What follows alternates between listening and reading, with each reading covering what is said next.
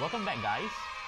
We're going to recap a little bit on what we have done last week, right? So we are going to take a look at the enthalpy change definition. Yep. So one of the things that's most important whenever I give you enthalpy change, right, is what, Mr. Yap? You must be able to give me the definition and a balanced chemical equation to illustrate the definition. Sure. So let me use enthalpy change of formation as an example. Now, let's go through a definition here first. Enthalpy change of formation refers to forming one mole of any kind of species, but it must be formed from its constituent elements under the standard condition. And this is why we put a symbol over there to represent that.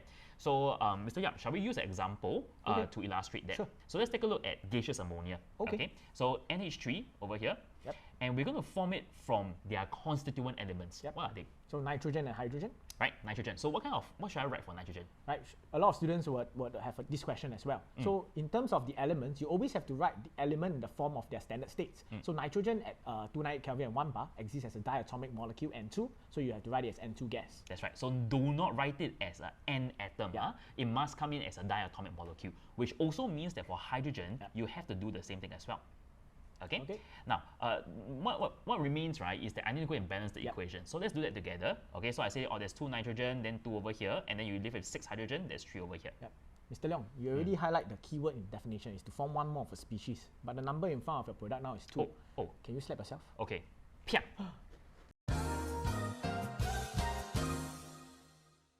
Ask you slap yourself. Of course. So what do you have to do?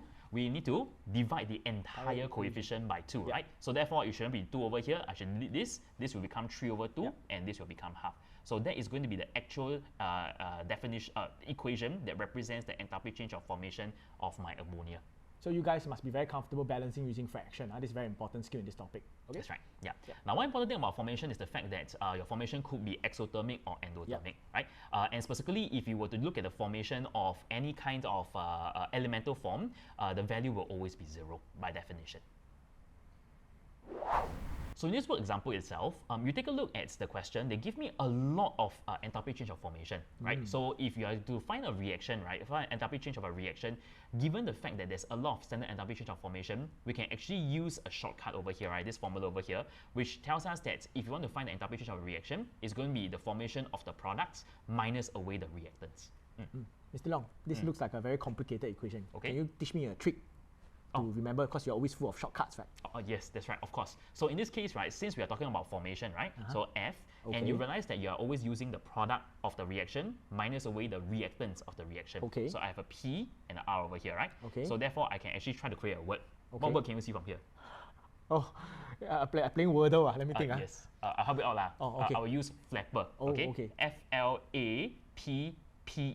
The rest of the letters don't have any meaning, but the whole idea is that the formation is going to be P coming before the R, so it's product minus reactant. Okay. Good, right? Yeah, cool story, bro. Thank you. Okay, Mr. Leong. I'm going to show you a magic trick. Wow. Right, but before I do that, do you know what all magicians have? Don't know? An assistant. Wow. Come, assistant. Whoa. Right. So what you see is a candle. Right, can pass me the candle, thank you. You are dismissed. Something of assistant. When the flame gets extinguished, your wish will come true. Okay. So what's your wish? Can't tell you. Okay, then we will just wait for the flame to get extinguished. Okay. Wait.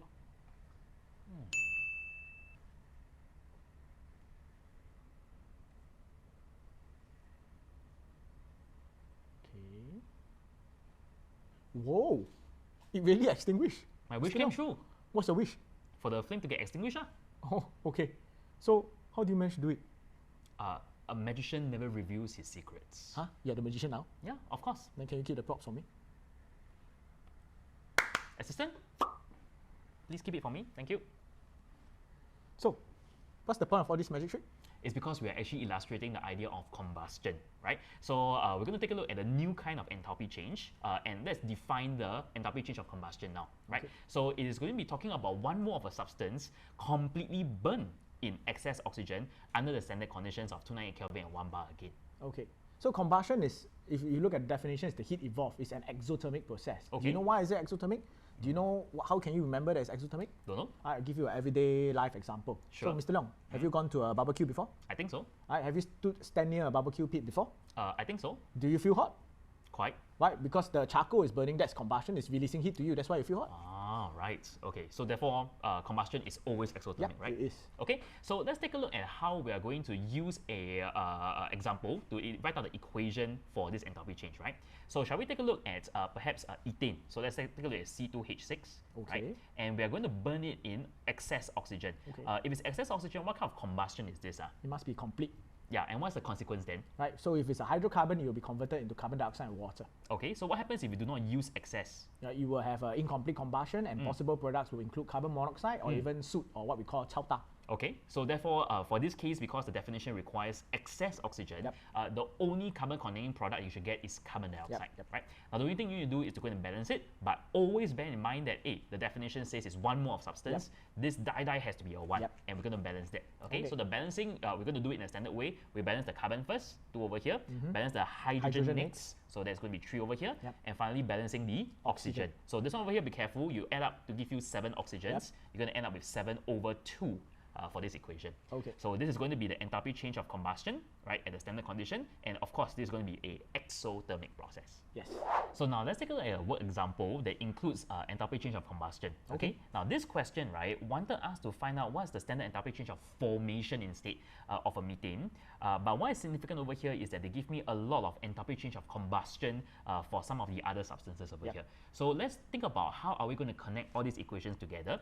What must we do? We draw an energy cycle. That's right. So we're going to follow the steps of energy cycle now. So what's the first step, Mr. Yap? Write out all your equations with state symbols. That's right. So I've written them down here for you, so you can take some time to write it and check your answer as well. I'm going to number them 1, 2, 3, and 4, which represents, all these different enthalpy changes. Right? Okay, that's step number 1. How about step number 2 then? Right. You choose the most complicated equation and choose to write it as the horizontal equation. Sure. So between 1, 2, 3, 4, which one looks most complicated? Wow, all very complicated. Sure. Chemistry is always complicated. Yes. But anyway, equation 4 looks the most complicated. Sure. So that means that I'm going to use that as the horizontal equation, and that's what you see on your notes over here. Okay.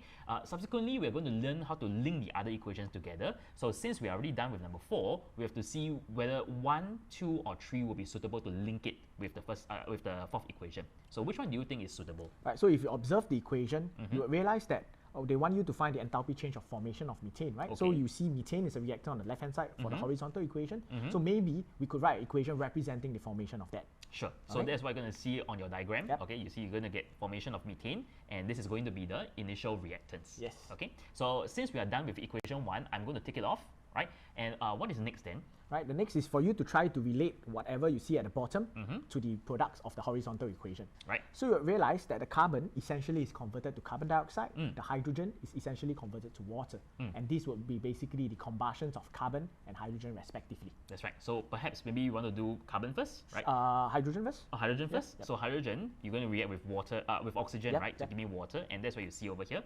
Be careful here. You're trying to form 2 moles of water. So therefore, don't forget the multiplier 2 over here. Okay. And finally, we are done with equation 3. We're going to end up with equation 2. So equation 2 is going to be the formation of carbon dioxide, right? Or the combustion of carbon over here. Okay. So I'm very happy I've obtained a cycle. What's the next? It's not the end of story. So you have to apply Hess law. Basically, lose your clockwise equals to anti-clockwise thing again. All right. So center of the clock. So clockwise arrows. I'm sure you can do this on your own now. So the clockwise arrows are these 2, and the anti-clockwise one will be these 2. You're going to add them up, equate them together, and as a result, you're going to end up with this equation. Okay. Now, these whole steps this whole series of steps looks very troublesome, right? And like you mentioned earlier, I'm a man of shortcuts. So I like to develop a shortcut here. Okay. So in the process of trying to calculate what's your delta HF over here, what we are doing, right, is we're actually trying to bring this negative 887 across to the other side. So this is the actual working that you're typing into the calculator. But before typing it in, I'd like you to pay a bit more attention into what these numbers actually represent. Now, the first 2 things that you're adding up together, right, is essentially the enthalpy change of combustion of your reactants. Okay, so one of them is going to be your methane, the other one is going to be your oxygen, right?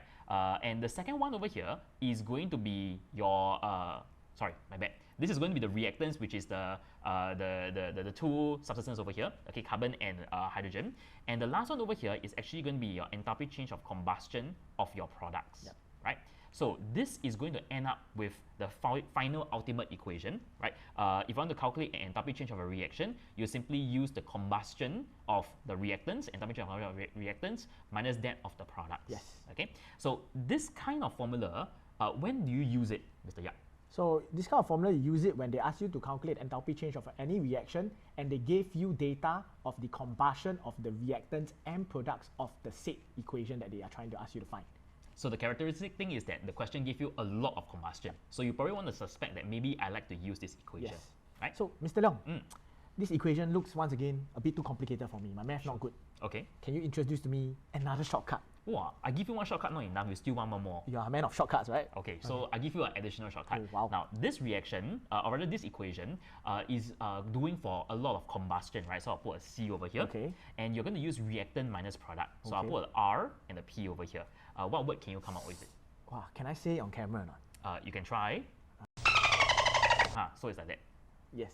Oh, that's quite a good word, right? Yes. Did they censor you? We will see lah. Oh, we will see. Yes. Yeah. So in this case, this particular word crap, right, combustion, is always reactant minus product. So I think that's an easy way for me to memorize the formula. Okay. The third enthalpy change we're going to look at is the idea of a bond energy, which is simply a measure of your covalent bond strength, right? Okay. Now, if I take a look at the definition over here, bond energy refers to the average energy when you try to break one mole of covalent bond in the gaseous state. Right. So this pencil essentially is representing the covalent bond, right? Sure. So we're going to break it, right? Oh, okay. Oh, wow. That's a very powerful break, huh? Oh, yes. Yeah, so do you think this is an endo or exo process? So you cannot tell us now, Mr. Leong. I was using a lot of strength to try to... You're sweating. Sweating, right? Yes. So I have to take in energy to break the bond. So Right. energy has to be absorbed in, has to be taken in. The bond breaking must be endothermic. That's right. Right? Okay.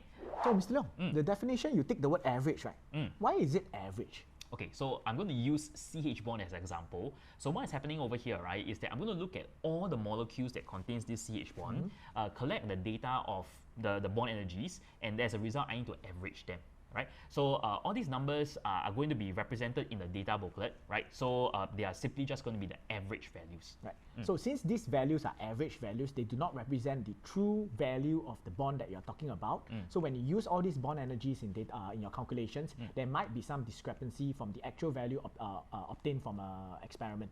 Right, so that's one. Then second thing you guys must take note is the covalent bond must be in the gaseous state. So if you want to use bond energies in calculation, make sure that the bonds are in the gaseous state. That's right. So if you were to think about calculating enthalpy change using bond energies, right, we actually have this formula, which you should have learned this in secondary school. Now bear in mind that this is only used for covalent molecules. Okay. So the idea over here is to take a look at all the bonds that were broken in the reactants, and I'm going to minus away all the bonds formed in the products. Okay. So Mr. Leong, you are a man of shortcuts. Again? Are you going to impress me with another shortcut here? Sure. So this one we are using bond energy. So B, but in this case I'm using reactant minus product. So it's going to be R coming before P again. Okay. What word would you want to use over here? Blue. Oh, great. Verb. That's right. So bond energy, reactant comes before products, and that is how I memorize the third equation. So we're going to see how we're going to apply this in class as you try out more of these questions. Right. See you guys in class.